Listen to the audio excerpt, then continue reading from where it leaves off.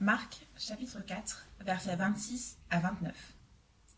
Il disait encore, « Il en est du règne de Dieu comme d'un homme qui jette de la semence sur la terre.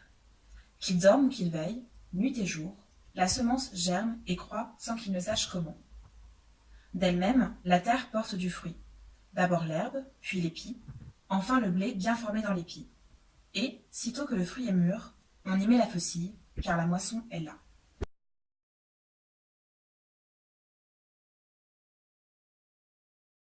Au début de son ministère, Jésus proclame cette parole « Le temps est accompli, le royaume des cieux s'est approché ». Mais quel est ce royaume des cieux? Comment en parler?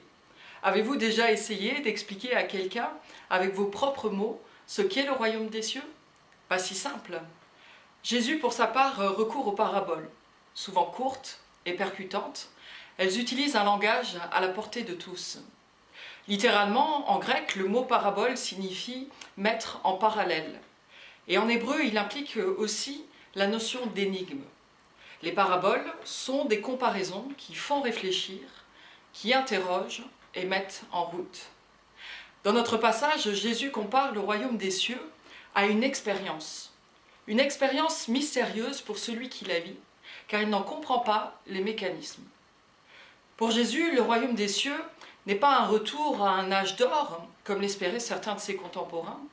Il ne s'agit pas non plus d'un lieu qui serait sur terre ou dans le ciel, mais il s'agit d'une expérience que fait chaque homme, chaque femme qui s'ouvre à la présence de Dieu.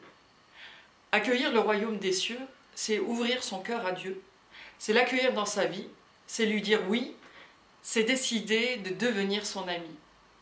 Alors assurément, sa parole nous transforme, nous façonne, tels des vases d'argile, en profondeur, sur le temps. Comme le dit le prophète Ésaïe, la parole de Dieu ne revient pas à lui sans effet. Nul ne peut dire où commence et où termine le royaume des cieux. Nous ne pouvons pas dire non plus comment il fonctionne, tout comme nous ne pouvons pas dire quel processus fait germer la semence de la terre. Nous pouvons simplement en être les bénéficiaires, en récolter les fruits. Quiconque s'ouvre à Dieu est immanquablement changé, transformé par sa parole, dans sa vie. Amen.